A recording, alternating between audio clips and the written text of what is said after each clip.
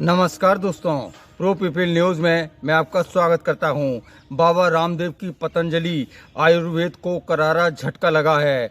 Supreme court ने अपने पुराने आदेश का उल्लंघन करने पर बाबा रामदेव और पतंजलि कंपनी के कार्यकारी अधिकारी आचार्य बालकृष्ण के खिलाफ अवमानना का नोटिस जारी कर दिया है। शीर्ष अदालत ने पतंजलि की दवाओं के प्रचार पर रोक लगाने का अंतरिम आदेश दे दिया है।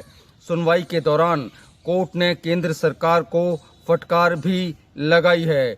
सुप्रीम कोर्ट ने कहा कि पतंजलि ने दावा करके देश को धोखा दिया है। उसकी दवाइयां कुछ बीमारियों को ठीक कर सकती हैं, जबकि इसका कोई सबूत नहीं है। मामले की सुनवाई जस्टिस हिमा कोहली और जस्टिस एहसानुद्दीन अमानुल्लाह की पीठ कर रही थी। इंडियन मेडिकल एसोसिएशन की ओर से 2 वर्ष पूर्व याचिका दी गई थी, जिसमें आरोप था कि योग गुरु और उनकी कंपनी की तरफ से कोविड-19 वैक्सीन और मॉडर्न मेडिसिन के खिलाफ अभियान चलाया जा रहा है।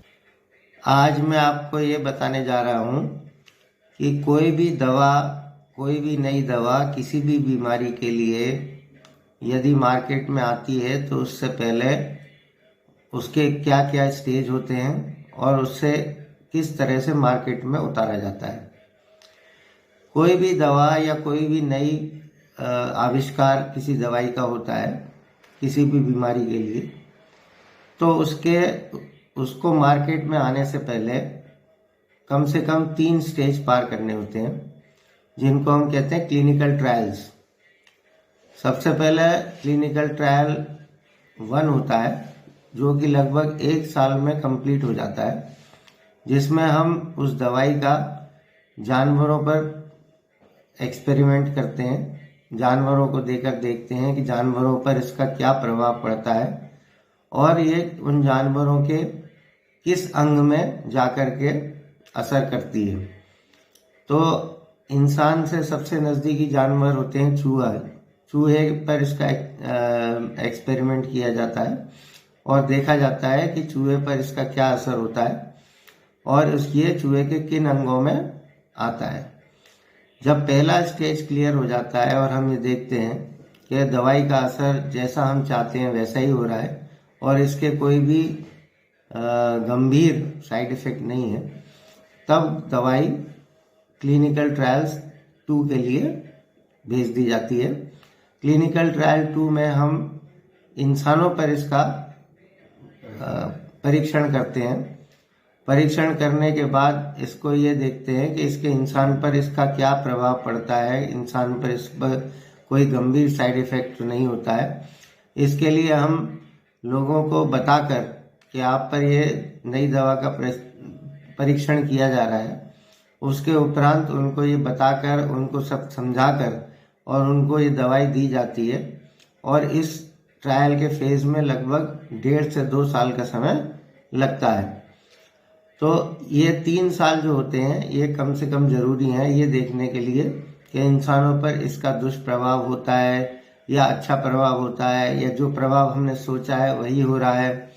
जब ये 3 साल निकल जाते हैं तब हम, यदि दवा की सख्त जरूरत है और बीमारी जानलेवा है, तो इस दवाई को हम इमरजेंसी यूज के लिए मार्केट में उतार सकते हैं अप्रूवल के बाद। क्लिनिकल ट्रायल 3 के अंदर लगभग 4 से 5 साल का समय होता है, जब मार्केट में दवा को उतार दिया जाता है और मार्केट को दवा में उतार कर ये देखा जाता है कि जो दवा हमने सोचा था वैसा ही उसका रिस्पॉन्स आ रहा है या सब कुछ वैसा ही चल रहा है, कोई किसी को साइड इफेक्ट तो नहीं हो रहे।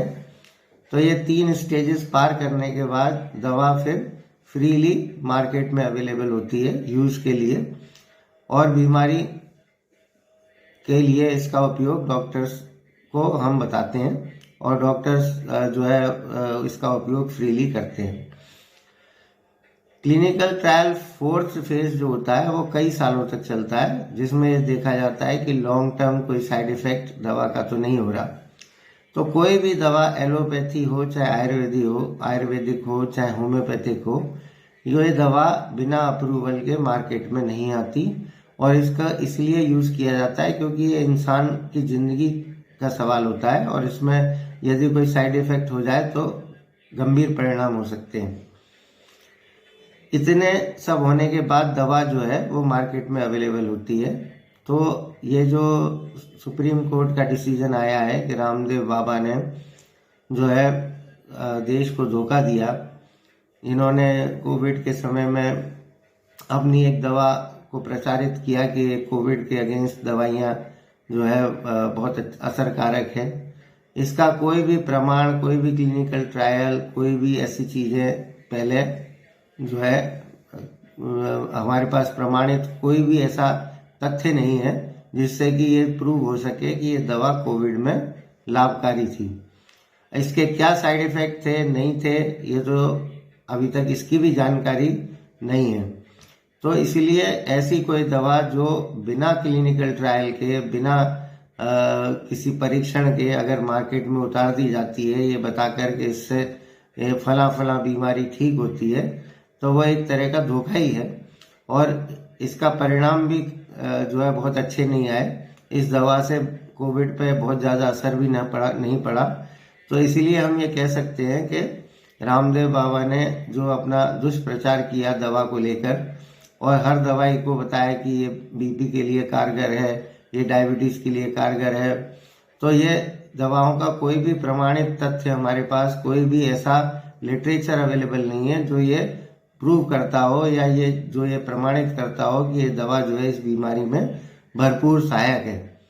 इसीलिए सुप्रीम कोर्ट का डिसीजन को मैं सपोर्ट करता हूँ और उनकी कही हुई बात को सच मानता हूँ कि रामदेव बाबा ने देश को दुष्प्रचारित करके अपनी दवाइयों के बारे में धोखा दिया। सुप्रीम कोर्ट ने वर्ष 2022 में पतंजलि के खिलाफ याचिका दर्ज होने पर और दवाओं के गलत प्रचार करने के आरोप के बाद भी केंद्र सरकार द्वारा पतंजलि के झूठे प्रचार पर रोक न लगाने पर केंद्र सरकार को कड़ी फटकार लगाई है। तो इसे शीर्ष अदालत की अवमानना मानते हुए पतंजलि को नोटिस देकर 2 हफ्ते में जवाब देने को कहा है। कोई भी दवा कंपनी बिना किसी क्लिनिकल टेस्ट किए, बगैर किसी प्रमाणिक सबूत के बाजार में कैसे दवा बेच सकती है। झूठे प्रचार और झूठे दावे करके लोगों को गुमराह करना एक बहुत बड़ा धोखा है। हालांकि इंडियन मेडिकल एसोसिएशन ने इस पर पहले ही सवाल उठाया था, लेकिन केंद्र सरकार ने कोई कड़ा कदम नहीं उठाया, जिसको लेकर सुप्रीम कोर्ट ने केंद्र सरकार को फटकार लगाई है। अगली बार फिर आएंगे किसी खास खबर के साथ। प्रो पीपल न्यूज के लिए अमिताभ आकाश की रिपोर्ट। लेटेस्ट न्यूज अपडेट के लिए हमारे चैनल को सब्सक्राइब करें और साइड में दिख रहे नोटिफिकेशन बेल आइकन पर क्लिक करके हमारे वीडियो को सबसे पहले देखें।